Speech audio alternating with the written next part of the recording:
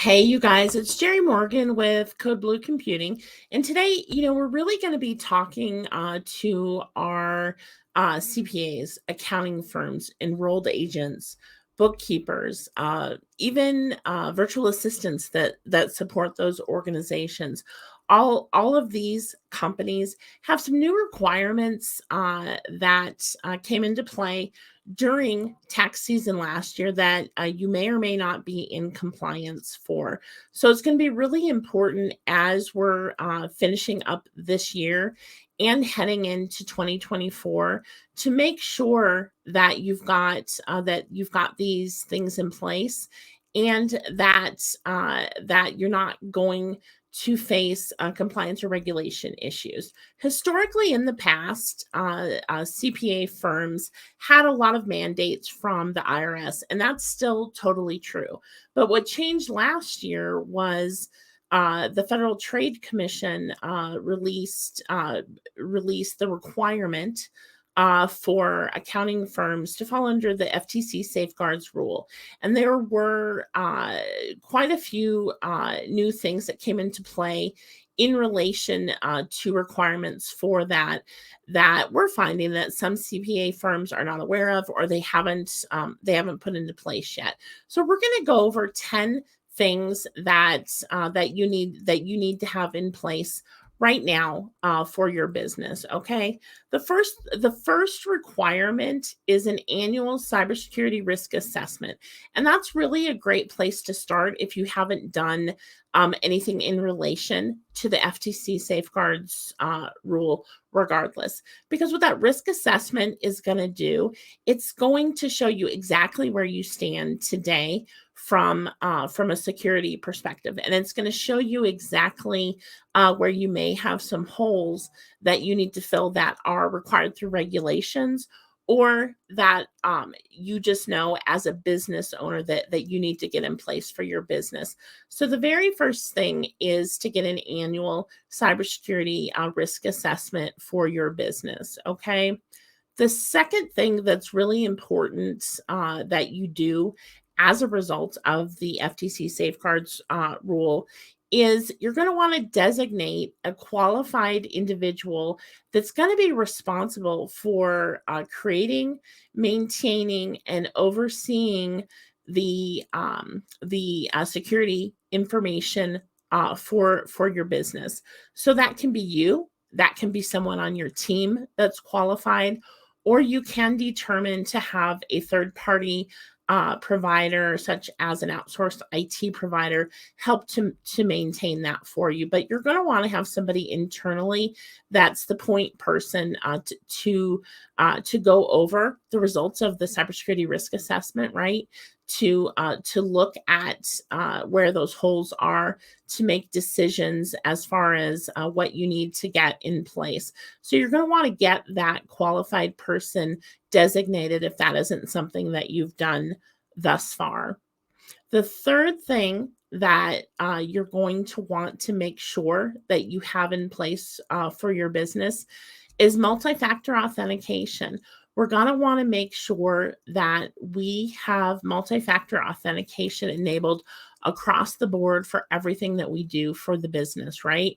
So that is going to include things as simple as just logging into the system, every single software application that you access. And it's really important to manage that across the organization and with subcontractors. So if you have an outsourced team that you utilize during tax season, which a lot of businesses do, they fall under those same requirements, and you're going to have to manage that for folks that are W-2, folks that are 1099, folks that are third-party providers, right?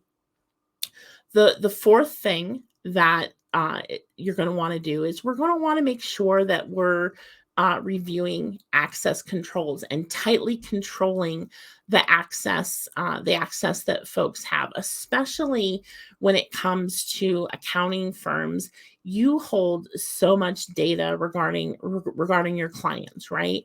And it's really important to ensure the folks that have that we're reviewing, the folks that have access to that we're reviewing our controls, across the board as far as the information security for the business. That's going to be a really important thing to do as we go forward, and you're required to do it.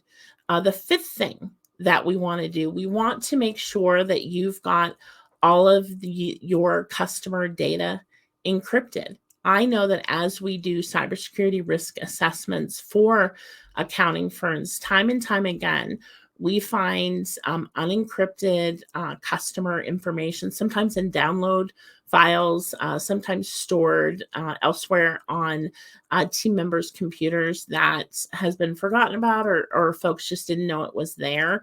So that's why that cybersecurity risk assessment, coupled with the encryption piece, is going to be so important for your business as you go forward, right? We want to also ensure, as it relates to our contractors, that they in their business, that they've enabled all this too. As the owner of an accounting firm, a CPA firm, an enrolled agent, any contractor that you use, they have to have these same security protocols and security rules in place. And by virtue of you hiring them, you utilizing their services, it falls on you to ensure that they have this in place. You're not going to get a get out of jail free card because this was a contractor, it wasn't a W-2 employee. You're actually responsible for ensuring these outside folks are following the same protocols. And that's absolutely new. And it can be a difficult conversation to have with folks, right? Folks that aren't W-2, that have their own businesses, but you're mandated to make sure that's happening. And it's really important to do that, whether you're having those conversations or if you have a third party provider that is helping you manage those relationships. But that's going to be really important to make sure that the folks that you're working with have these same security protocols in place, right? The next thing that is new for a lot of organizations is the requirement that you're providing at least annually cybersecurity training to your team and to your subcontractors. So it's really important, if you've hit December and you haven't done any training for your team, you're going to want to get that pulled together and figure out a strategy going forward as far as how you're going to manage that. Are you going to do it in smaller monthly chunks? Are you going to have an annual training? But that's one of those things that we have to plan for, and it's mandated that you do it, right? The next thing that is extremely important to have in place from an FTC standpoint and also from the IRS standpoint is to have a written information security plan in place. And we always talk to our clients about the fact that if you don't have a plan in place, you're planning to fail, right? And when it comes to a cybersecurity incident or a situation where we feel like client data has been accessed, that's definitely not the time that we want to figure this out. We want to go through the process calmly and create a plan so that everybody throughout your organization knows what the plan is. They know exactly, regardless of the situation, what they do, who they call, what the next steps are. So it's really important to get those planning pieces and processes and documents in place. It's mandated that you do so, but it's also just a good course of business to do so, right?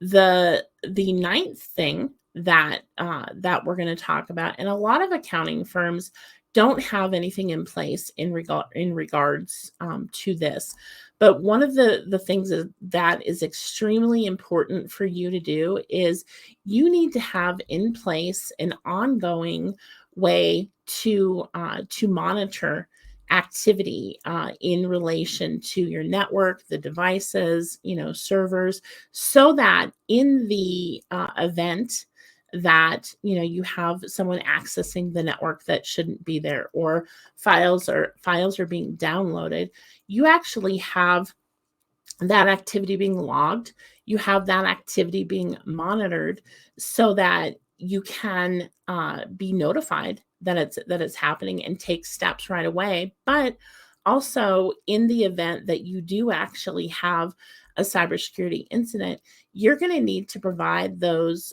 logs as part of that investigation. And that's a big piece that is required, that a lot of accounting firms don't have anything in place in regards to that. But again, all roads lead back to that initial cybersecurity risk assessment and your ongoing annual assessments after that. These are the things that when you go through that process, you're gonna see exactly the pieces that you should have in place that you don't, and be able to have a roadmap to get those things in place, and to get yourself back into compliance. And the last piece that we're going to talk about is in reference to that FTC Safeguards Rule. And what you're going to need to do, it's going to go back to who that designated qualified individual is that you've identified in your organization that is going to be coordinating and running that information security program. They're going to need to file a annual report, at least annually. And what you're going to talk about in that report, you're actually going to talk about what the result was of the cybersecurity risk assessment, right? We're going to talk about who the service providers are that we have in place, and what steps we took to ensure that they're following these same regulations that are required of them. We're going to talk about testing results, whether we did a fish test out to the team during the year, right? Those scans that we did of devices. We're going to talk about all of those results. We're going to talk about the recommendations as far as what was suggested that we get into place to, first of all, get in compliance with the regulation, but also just what we're doing to protect our business, to protect our clients, to protect our employees. All of those recommendations for that are going to be in that annual report. And one of the things that I think is really important for folks to hang on to as it relates to this rule and the requirements and just security in general, this is never something that's like you check it off and it's done and you move on to the next thing. Security is a constantly moving, changing. It's almost like a living organism. So we're never done with it. And that's kind of the beauty of the rule. It is a pain to go through and look at compliance and regulations. But at the end of the day, these things were put into place to protect our clients. And that's kind of the beauty of it. As we go through the next few years, and as things continue to change, there's going to be additional things that you don't have in place for your business that you will later. But the goal here is to protect that data that we hold, and especially as it relates to accounting firms, that data that you hold is the mother lode. And really, that's why cyber criminals are super focused on your industry, because of the data that you hold is so valuable. So I hope this was helpful. I think it's always good to kind of go through step by step some of the things that you need to do. And what I'll say is, if some of these items ring true as things that you don't have in place for your business, whether it's a few, whether it's all of them, I would say start at the beginning and get that cybersecurity risk assessment. That's going to be your baseline for where you're starting. We're heading into December. There's plenty of time to really get these pieces into place before you head into your next tax season, where there's not going to be a lot of time to do this. But we have a window here where there's a great opportunity for you to stop, assess where you are right now, and create a plan for moving forward. So again, my name is Jerry Morgan. I own Code Blue Computing. And if you have any questions regarding this process, questions regarding where you may or may not be in relation to this, I'm always here to answer questions. So feel free to call the office.